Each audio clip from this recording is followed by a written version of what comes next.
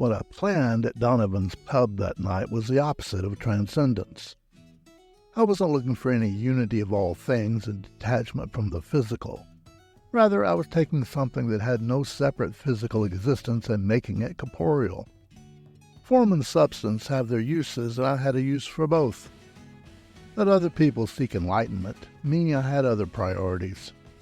I envisioned what I wanted, and fortified by more stout, I kept on envisioning until I had what I wanted. I'm stubborn that way. And just what do you think you're doing? I looked down, and there he was, standing on the bar, and even that was more revelation than I wanted.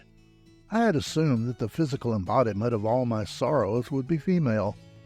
Yet he was a he, a prickly sort of imp as one would expect of the embodiment of sorrows. Smaller than I expected, too, but that I didn't mind so much, considering what I wanted to do. What I did mind was, despite the pointed ears, hook nose, and other demonic characteristics, he looked too much like me for comfort.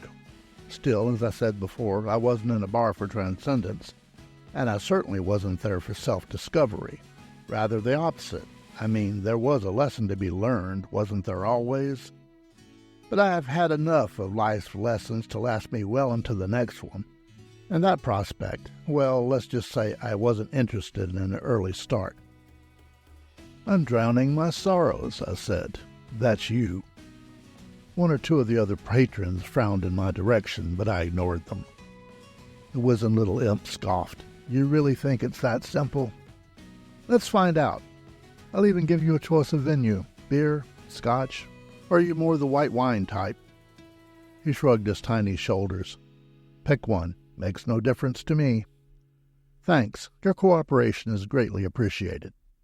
I was drinking stout, so I ordered another, and to my surprise he adjusted his size to fit the glass, hopped up on the rim, and dove headfirst through the foam with no further prompting from me.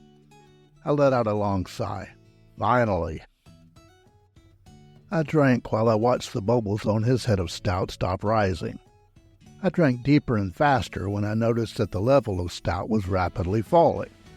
In a minute there was no more stout in my sorrow's glass, just one very mellow-looking personification of trouble lounging at the bottom. He belched. I told you it wouldn't work.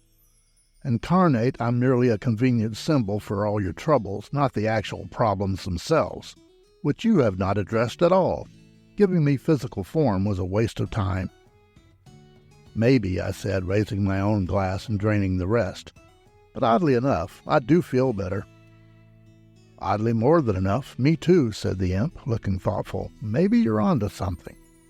I signaled the bartender. Another round for me and my friend.